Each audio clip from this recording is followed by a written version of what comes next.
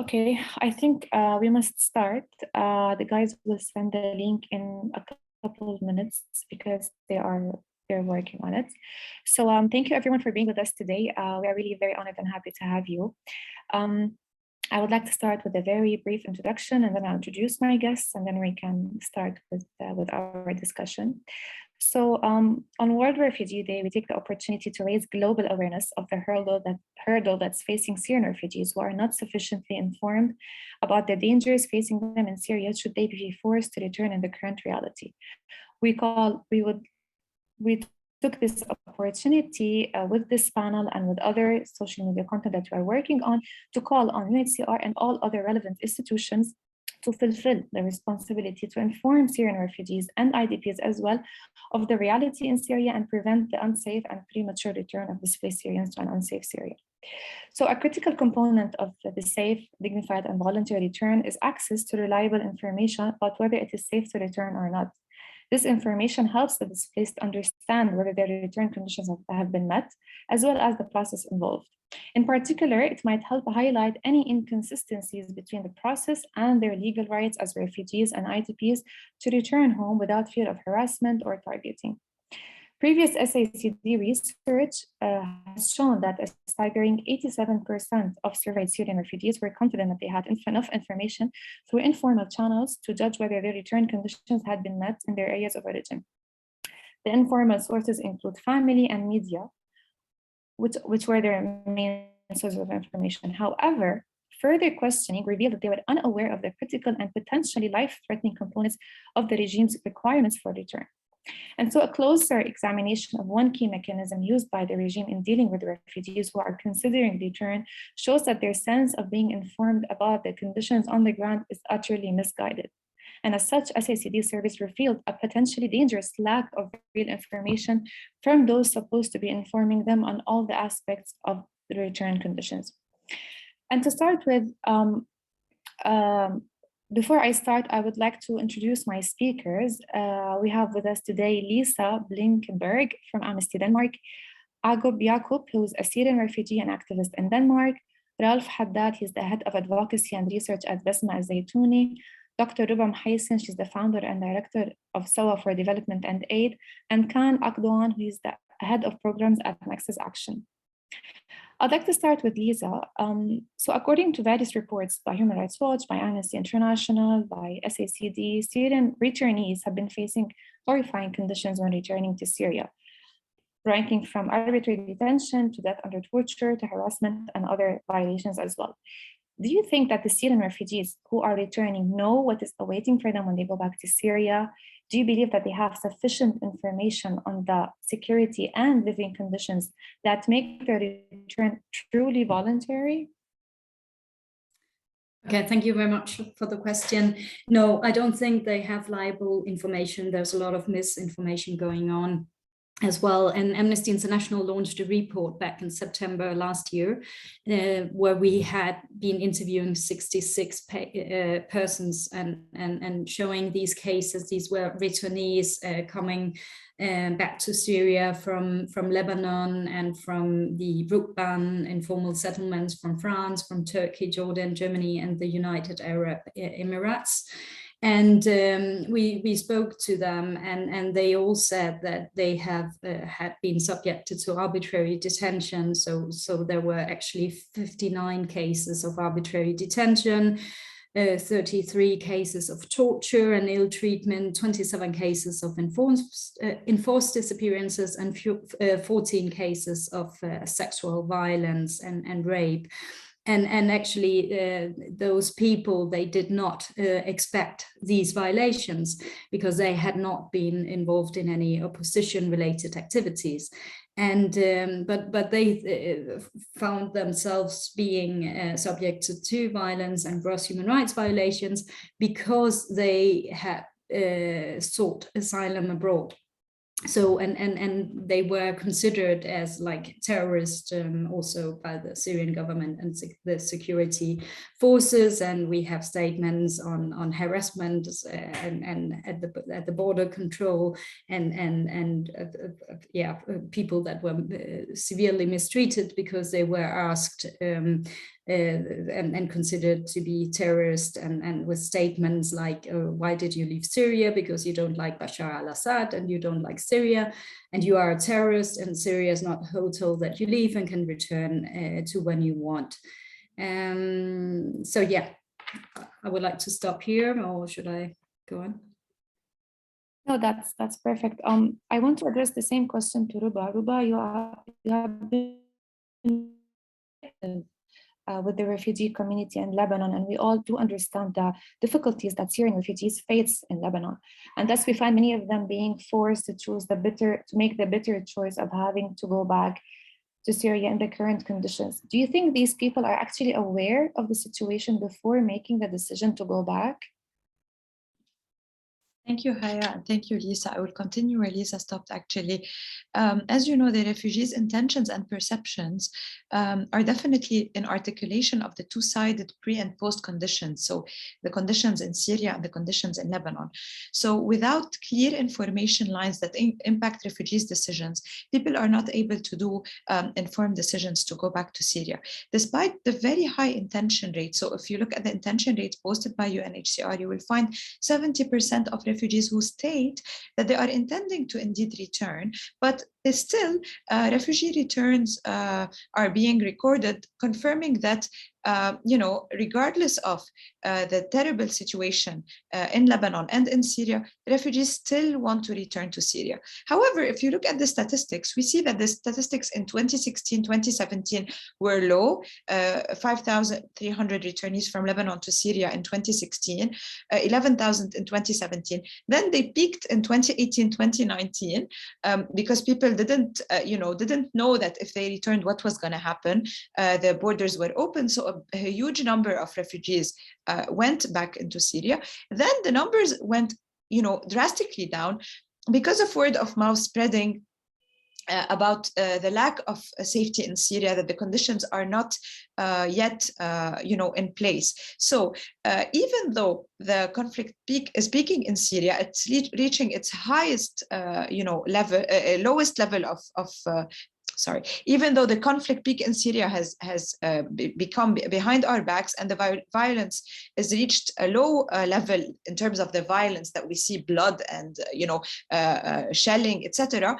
But word of mouth is reaching to refugees that the situation is not good. However, the majority of refugees do not have a clear access to information. They do not know, what is the condition of their houses? Are there schooling for their children? If they go back, are they still wanted or not? What are what the regime decisions about them? A lot of them don't know these information, and there isn't any clear channels channeling this information to the refugees. This is why, despite the violence, apparent violence being very low, one of the most reasons why people don't go back is because of this lack of information. And until today, people in Lebanon don't go back because of this, especially that the networks that the refugees used to have inside Syria is not there anymore. Most of the refugees don't have families or networks in their areas of origin anymore to tell them exactly how are the conditions in these areas. I will stop here as well, but I will leave it to my colleagues to pick up on the points. Thank you, Ruba. Ralph, do you have anything to add to this? Sure. Actually, Ruba's intervention is a great segue into our own research as Nasma and Zaytouni in monitoring returns to Syria, and in doing sort of context assessments in the areas of return in Syria with partners. And increasingly, we do find that people do not have access to adequate information in returning to Syria at all. I'll give you some anecdotal examples since my colleagues gave some more concrete examples. So we've had respondents tell us that they received calls from people who had returned to Syria telling them everything was fine, and that they should also return. And then upon return, finding that the situation was not so, and then asking their relatives why they told them the situation was fine. And they told them, we're afraid that our phones are tapped and that we're afraid to tell you that the situation is bad and not to come back. There's also the gender nuance of split returns to Syria, whereby if a lot of the male family members need to stay in Lebanon due to fear of military conscription or reinscription in the military. And so oftentimes a lot of the women family members end up going back alone with their children and end up being ostracized as a result by their communities. So they have a really hard time reintegrating. They're sort of looked down upon by their communities of return if they're widows, if they've returned without their male significant others or their male family members. And we, as Roba said, we do find that there is less and less return to Syria as a result. At the same time, we need to acknowledge that any kind of returns to Syria right now are part of a larger process of demographic change in Syria. Okay, so this is something that is a concerted effort by the regime to implement, to pick and choose who gets to go back to Syria based on their sect and why. Okay, so we are seeing that a lot of people are applying to go back to Syria and are being rejected. Okay, so more often than not, these people are of a specific sect. So it's just worthwhile to acknowledge that it doesn't just stop at people not having access to adequate information. Of course, that's a really, really big factor in returning or not, but also sometimes they're just barred from going back even if they want to. And they're barred as well from resettling to third countries and therefore need to resort to irregular migration. One last thing I'll add is that while there have been sort of voluntary returns to Syria, we are sort of monitoring re-returns from Syria to Lebanon due to the situation in Syria. So people going there finding that the situation is not adequate, they cannot live in a dignified way. Their return wasn't truly voluntary because they don't have access to adequate information. So people are re-returning to Lebanon through sort of smuggling rings that exist on the border. Thank you so much, Ralph. I just want to reply to one of the comments who asked for Arabic translation. Unfortunately, we're not able to provide simultaneous Arabic translation, and we just shared the YouTube link to the live streaming. It worked on YouTube and not on Facebook. I'll move to Agop. So you are a Syrian refugee who's living in Denmark, and I want to take your opinion on, or from your experience on. So according to our research, 80% of the people surveyed stated that they did not have meaningful information about what has come to be known as the reconciliation document that Syrian returnees are required to sign. 20% of them had some information, and most of them believed that it was tantamount an admission of committing crimes against the state. And so they found themselves in a situation where, if they find themselves in a situation where they have to return, do you think the Syrian refugees, whether in Denmark, because now the issue of Syrians in Denmark having to go back is really a major topic, but do you think these people are actually aware of these documents that they must sign? And what are the documents that they have to continue prior to return and once they return? And do you think they understand the implications of these documents as well?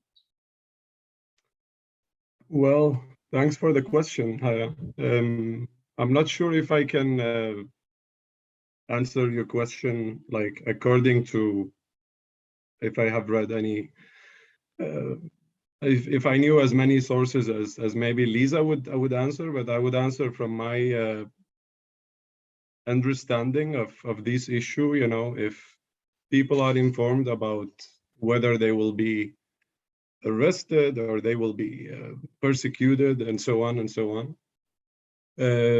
For those of you maybe who doesn't know Denmark, actually Denmark is quite famous for being a hostile, you know, like unfriendly for refugees in general. So I quite doubt very much the fact that these people actually know anything, or if the government is actually, you know, like I wonder where they get their information from, actually, when they talk about safety and security in Syria, you know. I just feel it's something that should be up to you as an individual to decide your fate, you know, like whether it's safe for you now to return and not to do so. So I'm really in doubt of what kind of research or what kind of data they have and what kind of sources they have. There has been also some researches like papers on the safety and so on. Maybe some of you have heard like of those 12 researchers or 12 people who also claimed or actually only one of them who claimed that Syria was safe, and it was a general. It was a Lavit with Jaish. So it was an officer in the military who. So he was the only one who said yes, it was safe for Syrians to return. I'm really not sure what to add more to this. Like, I just feel it should be up to the person to decide. For us as Syrians, so it should be my decision to say, now I want to go back to Syria. It's my choice. It should not be up to any country, any politician or anyone. It should be a human right. It's my choice to choose to go and live in wherever I want to live, you know. That's it for me, I think. Thank you. Lisa, is there anything you want to add from your research on basically on returning? Yes, maybe especially with regards to the document. Yeah, because Agabart is referring to the reports from the Danish Immigration Services, and it's correct that the one which was launched back in 2020 was highly criticized, and rightfully, because they used a lot of sources from Syrian officials. And again, they launched a report back in October 2021, which Amnesty International also criticized in a letter to the Danish Immigration Services, because again, they use some spokespersons from the Syrian embassy in Stockholm and other officials, and that was also problematic. The Danish Immigration Services actually launched a report in May this year, and it's quite interesting because they are not actually using as many sources from officials. They have interviewed organizations such as the Syrian Association for Citizens Dignity, I think, or maybe they are referring to a human rights organization that they have talked to in Syria or working in Syria. But what is interesting is as well that they are saying that UNHCR has been unable to systematically monitor and collect data on the returns. So they are aware of the fact that it is really difficult to monitor the situation. And they also saying in the report now that regarding security clearances, that even though status settlement is being approved by the government, it does not guarantee the access and safety of persons going to their place of origin. So it is actually a better report, but still, of course, it's not an independent report because they are gathering their own information and they have not been to Syria and interviewing people. So what we are still saying, of course, is that our report from September should still be reliable and should be used as well as other reports. And Human Rights Watch also came with their findings in October 2021. And actually Amnesty International and Human Rights Watch, we had meetings with the Minister of Refugees in Denmark, and we had meetings with the Danish Immigration Services, and we had meetings with parliamentarians in order to raise our concerns on what Denmark is doing, because I don't know if I should say a bit about the Danish practice, or should I wait with that? Haya. I would like to pick up on the issue of UNHCR because it's a very important point that you mentioned. And actually, I want to move to Khan, if it's possible. Okay.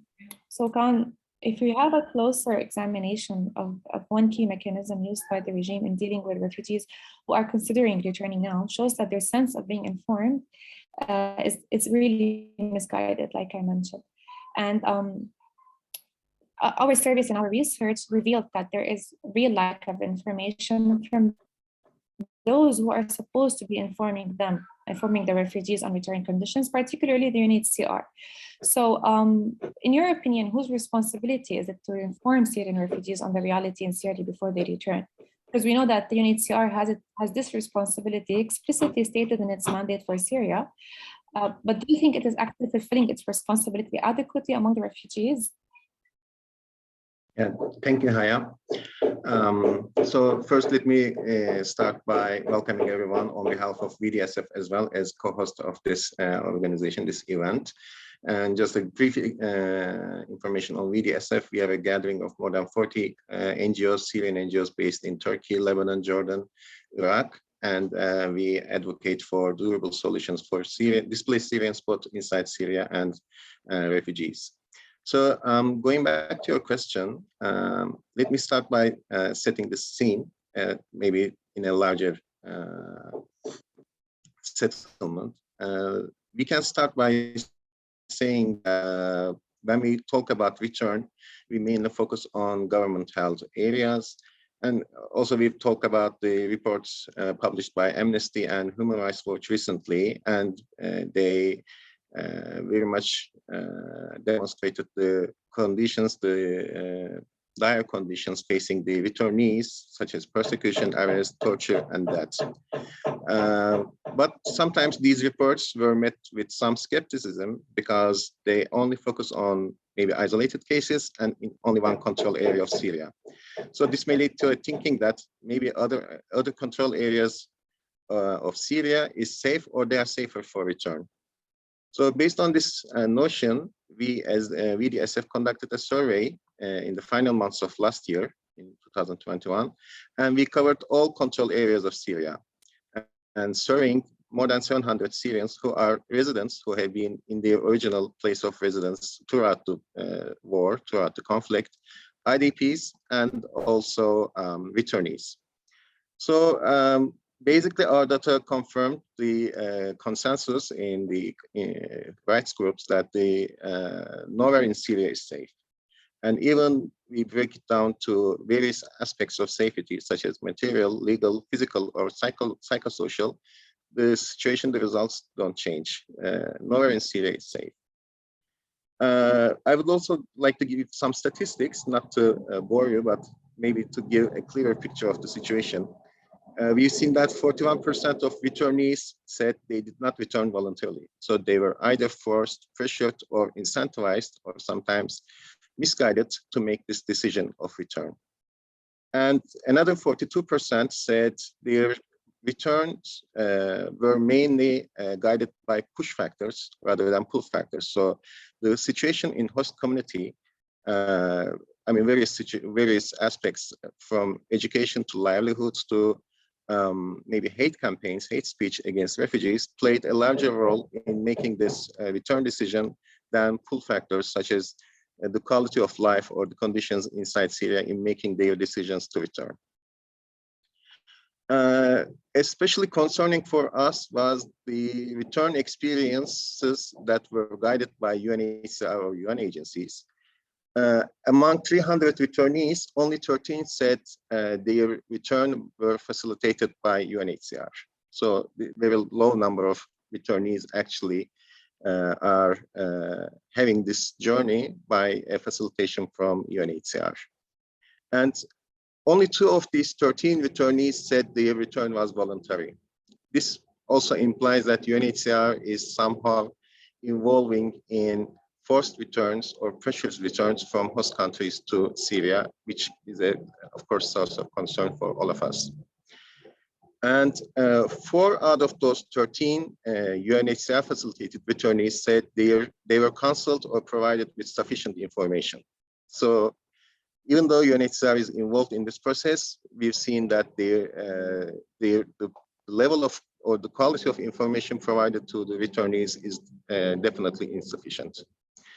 We also noted that these 13 returnees reported violations at a greater level than average returnee population. So there might be, which is suggesting a gap is existing in safeguarding measures for returnees whose return is facilitated by the UNHCR. We've also seen on a whole of Syria level, 18% of respondents said they reported physical violence or harm over the past year, and another 17% said they reported arbitrary arrest or detention. So these figures may be low, but we should also keep in mind that this is a time when when the violence across Syria is historically low. So there is no conflict, no armed clashes, we have seen, but still physical violence is a huge issue for returning for the whole population across Syria. You're not talking about only government held areas. Across Syria, physical safety is a huge concern. In terms of evaluating their decisions, 52% of returnees said they regret to make this decision, which also underscores that the decision was not made on a sound and comprehensive level of information and awareness on the situation inside Syria, and which is also highlighting the need to provide more information. Also, we've seen that around 75% of IDPs, for example, indicate that they are not being consulted to or not included in government or NGO discussions about condition of displacement and return plans.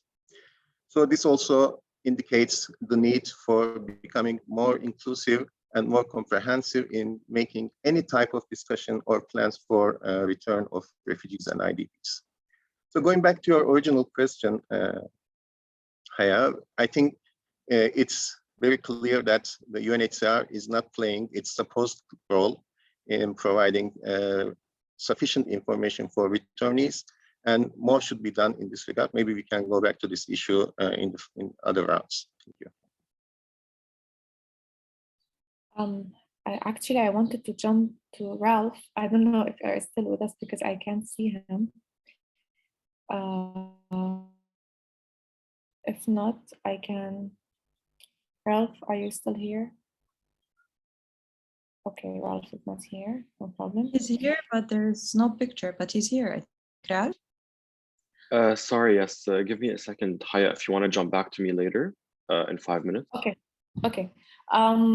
I'll give that, so I'll go back to Ruba. Again, from your experience on the ground, how efficient or how effective did you see the role that the UNHCR is playing in informing the refugees on return? If not, who do you think must be doing this job? Okay, Haya, thank you.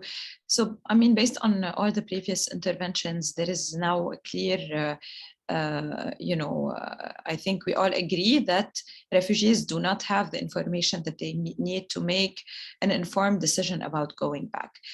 Of course, there are still informal information that they are getting from people inside Syria, etc.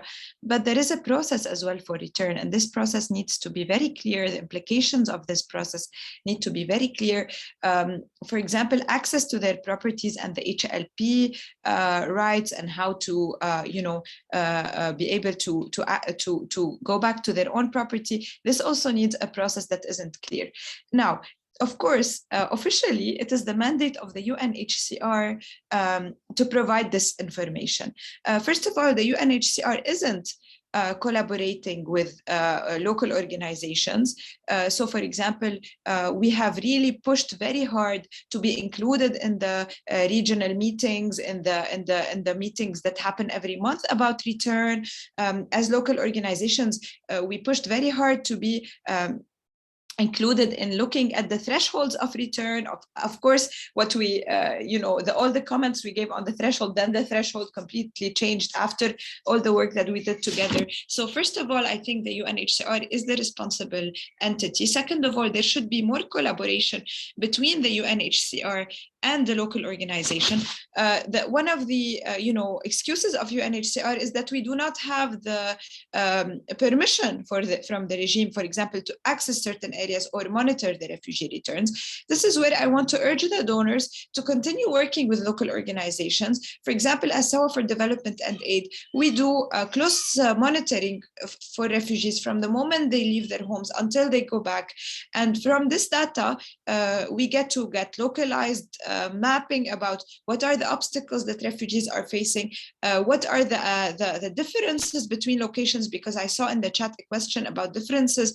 Of course, we cannot say that the conditions in North Syria are similar to regime-held areas, are similar to Northeast, and we cannot say that within the government of Syria, the conditions are the same. Sometimes between a town and another town, it's a very different condition, very different, housing conditions, security conditions. It's different per age group. The things that women face are very different than the things that men face, that young men are facing. So, of course, this is this information should be highly localized. So this is why we urge the UNHCR to meaningfully involve the creation of an international monitoring mechanism that regularly monitors the conditions of safe, voluntary, and dignified return to Syria, and to involve the local organizations in order for them to do the things that the UNHCR isn't able to do. And we urge also to backtrack the 2018 protection threshold and parameter for refugee return to Syria, and to look at these policies again and update them so that they are really, safe and sound. We also urge international organizations to build the capacities of Syrian organizations and local actors to allow them to intervene in holistic programming that gives people the right information that they need. And here I just want to say one thing about, we are not saying that, no one should return to Syria. People are free to make their own decisions. But in order for people to make the right decision, they need to have the right information in their hand.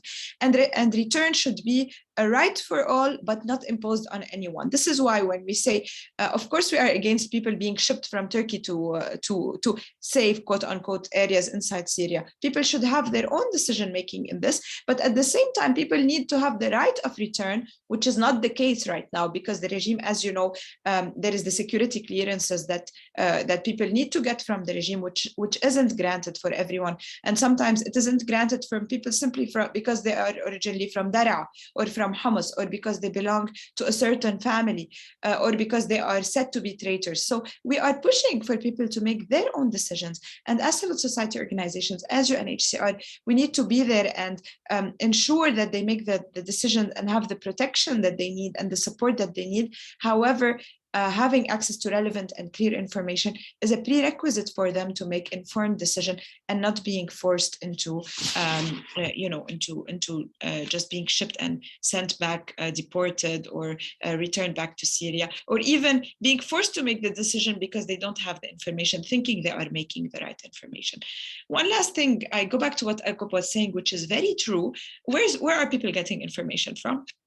And here I want to urge people who are not Syrian to stop going to Damascus and film, one or two areas that are safe, and pretend like it's tourist season back in Syria now, because there are a couple of areas that are safe in Damascus. Because this information that you are spreading is also has implication on the governmental level. And I think if Syrians can't return to Syria, then nobody should visit Syria. At least respect those who are not able to return, because now there is a new fashion of people, wanting to go to Syria for touristic reason. You are, for example, today, I think there are so many countries I choose not to go to in respect to my activist friends who can't return to these countries. And it's also propagating the idea that these areas and these countries are safe. Thank you. Thank you, Ruba. Indeed, very well said, especially the last comment you made. If Ralph, I may jump welcome and back. just ask So a my question. Yeah, sure. May sure. I just ask a quick question? Do we have any representative from UNHCR on this meeting? No. No. I don't know among the attendees, the speakers, no, but I don't know if among if someone in the attendees is UNHCR. I don't know if they would like to. It would have been otherwise very cool to have them represented in this meeting. Well, it's quite complicated. Yeah. Well, I'm sorry to interrupt. I'll just go back. Okay, no problem.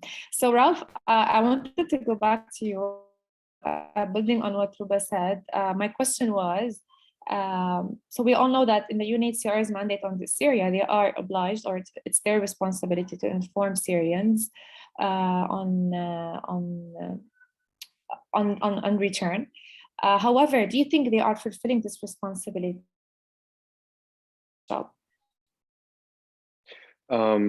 So as we know, they are not fulfilling responsibilities. So I'm not going to reiterate what my colleagues have already said really well. What I will say is, though, the UNHCR is, we can criticize the UNHCR all we want, and I'm the first person to do that. But we also need to remember that in the context of Lebanon, the decision to stop registering refugees by the Ministry of Foreign Affairs in Lebanon in 2015, for the UNHCR to register refugees as such, makes the work of the UNHCR in Lebanon doubly hard. So this makes setting up a monitoring mechanism difficult. This makes helping people return pretty difficult, like what kind of services they can give people, even who is able to resettle or not, like if you're a registered refugee or not. And this is not to make excuses for the UNHCR, whom we are currently seeing as Basma and Zaytouni as moving forward with a so-called phase 2 returns plan in coordination with a working group in Damascus. And as far as we know, in coordination with the current regime in Damascus, in order to begin setting up a mechanism to return people to Syria, specific people, in a way that is not necessarily voluntary or dignified or safe according to the UNHCR thresholds of 2018. So as much as I acknowledge that the Lebanese government is doing everything in its power to stop the UNHCR from providing services to Syrian refugees, we also need to understand that the UNHCR's mandate currently does not stand with listening to local organizations, local CSOs, consulting the local community on any kind of plan or operational framework they want to implement in Lebanon. So my quick answer is no, they are not implementing their responsibility based on their own mandate for various reasons.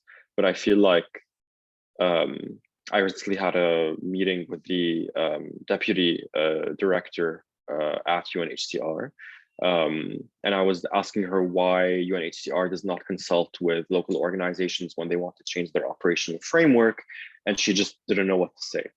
She just didn't say anything. And I just told her, this is easier. This is really easy. This is something that you can really easily do. For example, in Lebanon, it doesn't have to go through all your red tape and bureaucracy to set up a working group of CBOs and RLOs in Lebanon to tell them, look, this is what we're planning. What do you think? How will this affect your community?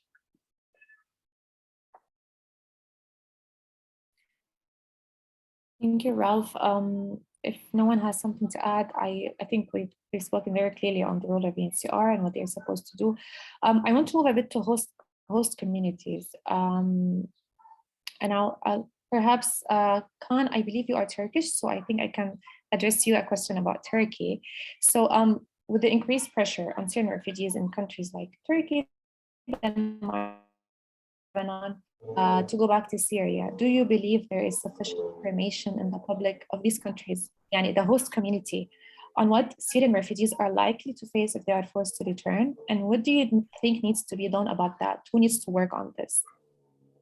Okay, thanks for the question. I think we can make several categories: people who are uninformed, and also misinformed and disinformed. I don't think we can go over this issue without being aware of the huge amount of manipulation and disinformation campaign that's going on also at international level, but also has some repercussions at local and national level. Conspiracy theories on refugees are rampant, and we've seen in Turkey, for example, those who are produced in West, such as the great replacement theory, that we haven't seen in Turkish, let me say, mainstream channels, mainstream public sphere, that the Syrians or Arabs or refugees are conducting a demographic warfare to replace the native population. So these type of new and more dangerous discourses are now becoming more frequent and becoming more mainstream in Turkish public sphere. So this is one thing that we need to keep in mind. Additionally, I think the internationally conducted misinformation campaigns should also be taken into consideration, which depicts the Syrian regime as a reasonable actor and Syria as a safe place. And they also try to portray refugees or Syrians in non-regime held areas as traitors or terrorists or unwanted group of population, sometimes uneducated, sometimes uncivilized. So this type of discourse is really which is being produced internationally and also finds its audience locally as well. These type of information campaigns, for example, focus on several things. Amnesties provide, I think, a good framework to analyze if they hold water. Several amnesties were issued by the Syrian regime, and they can be used as an excuse in Turkey or in other host countries to facilitate or to encourage the return of refugees in Syria. However, I mean, one of the things that should be demonstrated is, for example, when we take the last amnesty, which was highly propagated, highly advertised, only resulted in the release of 500 detainees, and only in regime-held areas. Whereas there are more than 130,000 detainees and enforced disappearance people in Syria in regime-held areas. So those type of things, I think, mainly shape public perceptions and public attitudes towards refugees. I want to also give another example. For example, there is an international festival in one of the Christian areas of Syria called Marmarita. It's a festival with costumes, with carnivals. So, for example, such a very isolated and very small town event can be generalized across Syria, which can be demonstrated as showing Syria as a safe country and people are happy, so everything is well. So why not Syrians are returning to their own countries? So this, however, there is no counter narratives to show that this is a very isolated event and in no way represents the whole of Syria. In Turkey, but I think also in other host countries as well, there is a fundamental misunderstanding of the nature of conflict and civil war.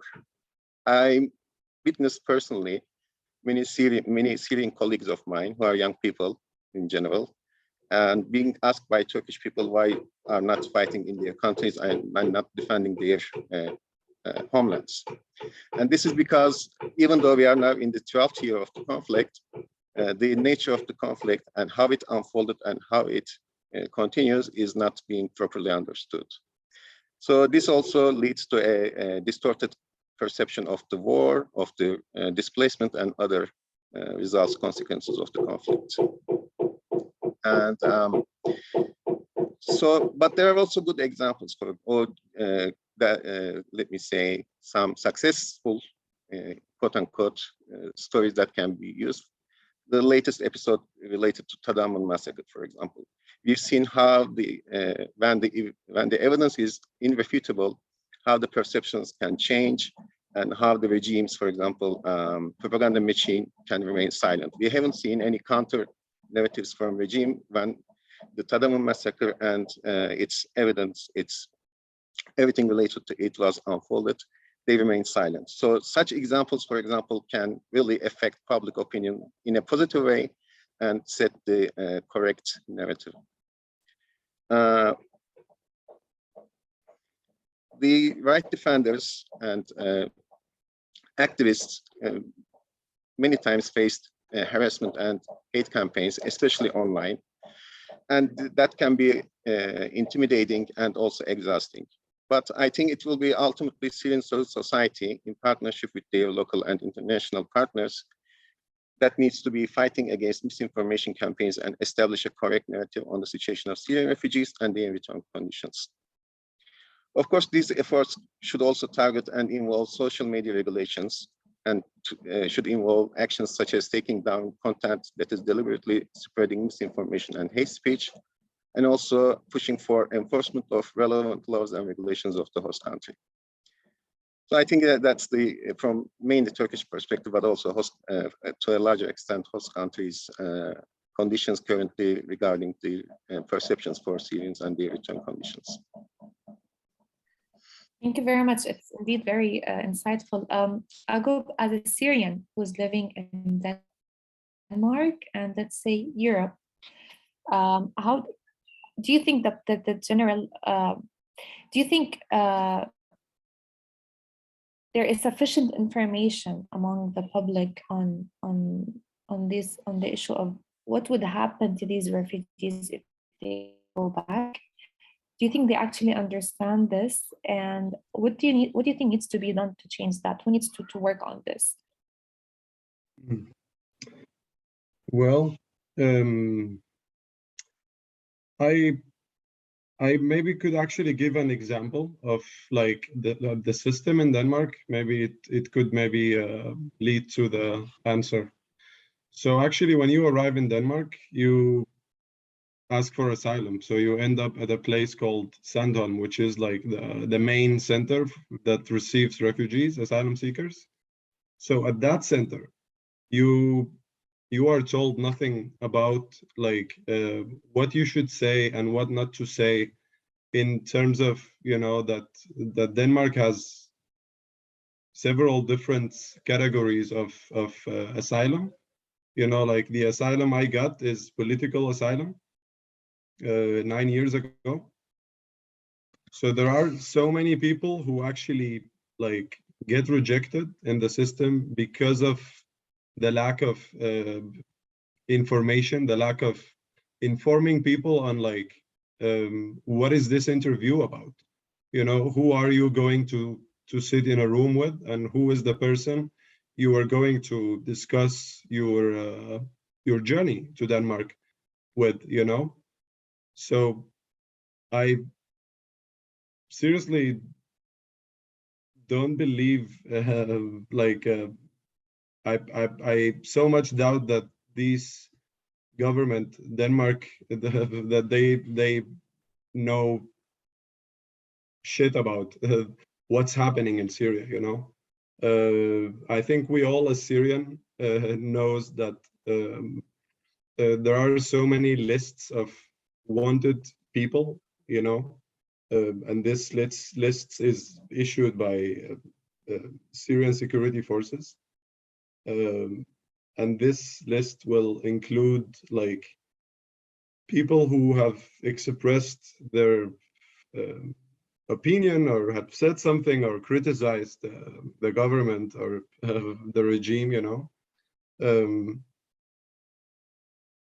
And who knows that? No one knows that what this person said. We all as Syrian knows that, you know, there is like some people can just stop you at any point, at anywhere, anytime, and just say that, you know, they just vanish you, you know, you'll just disappear. So I'm really sorry that I don't feel I have enough to say on this issue, you know, because I also live in Denmark and I have left Syria like 10 years ago. And I don't think I can allow myself to say that it's safe or it's not safe. I should maybe leave it to the person that wants to go back or thinking of going back. They should decide themselves. But I very much doubt that Denmark is actually spending any resources on like, I wonder if they have traveled to Syria actually. Their embassy is also closed. So the embassy is also closed because they say that it's not safe for a person as a diplomat to stay, but it's safe for a civilian to be there. Like, so imagine. So it's beyond insane, you know, like I don't really know what to say. Thank you, Jacob. Actually, this is the problem in itself. You must know what the situation in Syria is like, and you must be informed because this is your right. This is what we are trying to focus on World Refugee Day, that Syrians have the right to know and they should know. And then based on that, like you said earlier, they decide if they want to go back or not. But then Syrian refugees are being put in a situation where they're being asked to go back at a time where they're not even being properly informed of the situation. So it's like things are happening the other way around. I want my last question for today. I want to jump back to Ralph. Back to UNHCR and to the reporting tools, which are designed to provide granular information and analysis of the obstacles and conditions for return and identifying the necessary actions to address them. These tools, they simply do not exist. In its monthly operational update, the UNHCR itself, geared towards member states and donors, sets out various sets of numbers, including those of spontaneous returns. And these numbers, in these updates, it says different ways that the agency is helping the refugees and returnees, with a heavy emphasis on the donor-driven language of impact. There is not even a single mention of specific obstacles to return or of the reality these returnees face. And that being said, we find the UNHCR failing to report accurately and comprehensively on the security threats, failing to transparently report on their lack of access, like Ruba mentioned.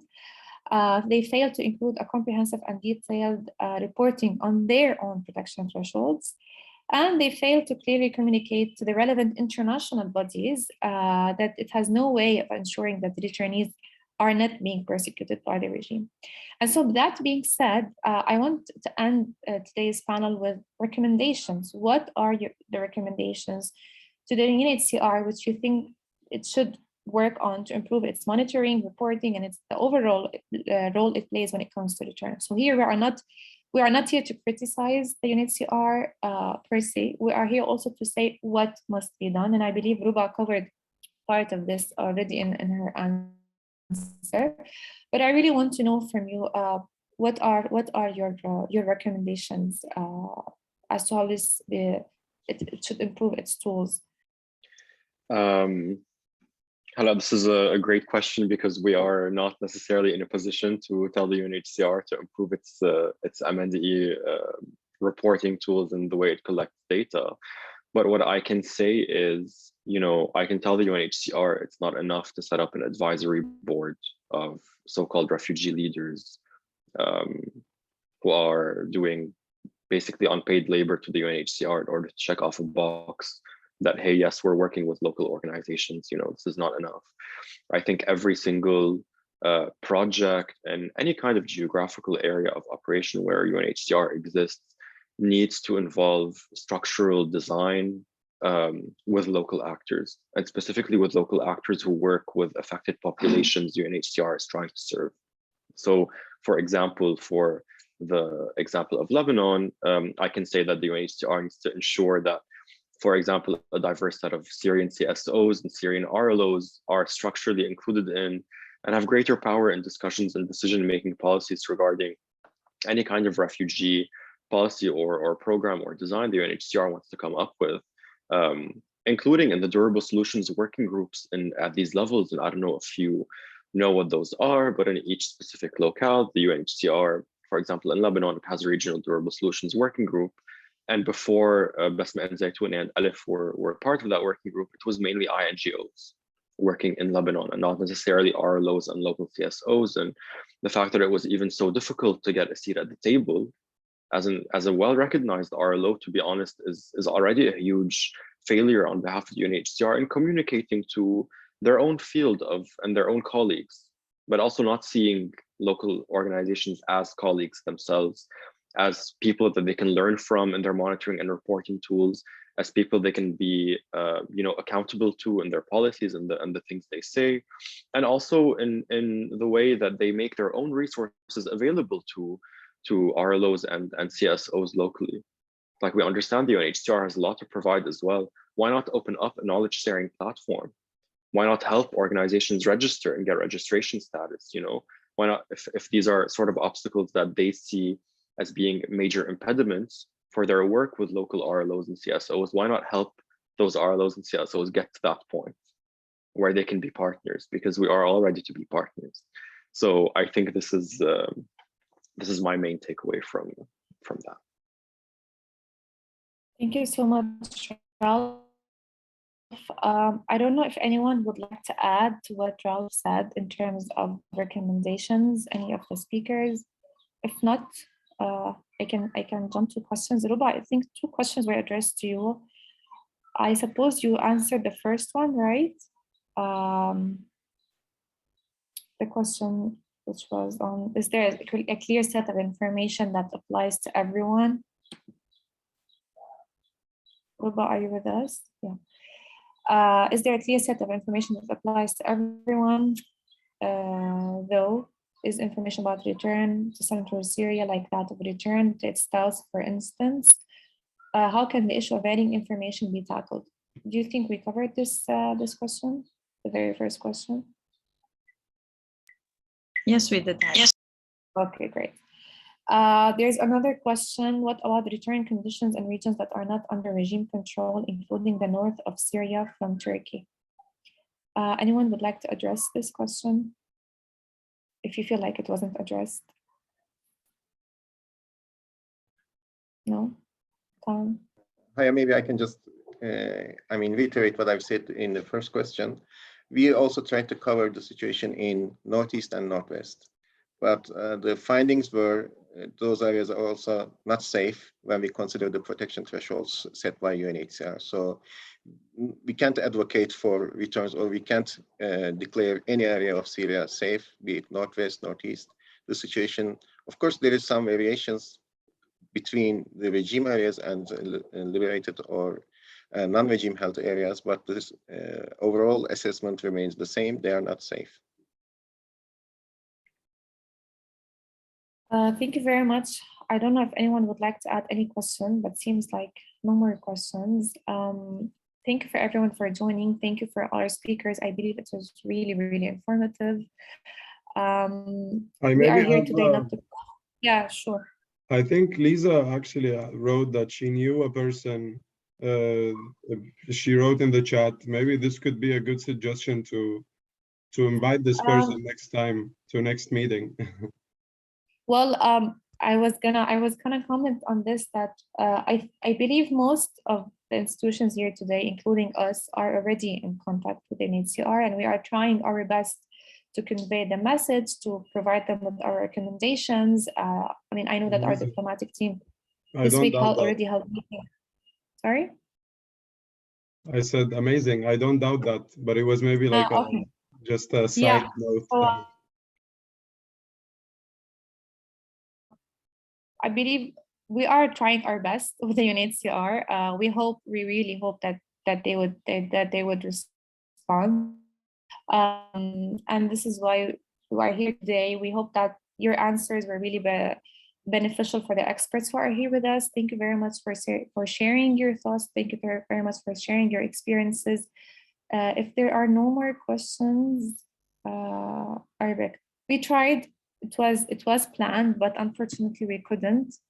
We hope for next time we can have Arabic and Turkish translation, simultaneous translation as well.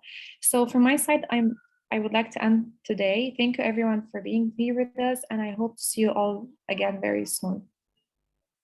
Thank you. Bye-bye. Thank you. Thank you. Thanks for the invitation. Nice to meet you, everyone. Take care.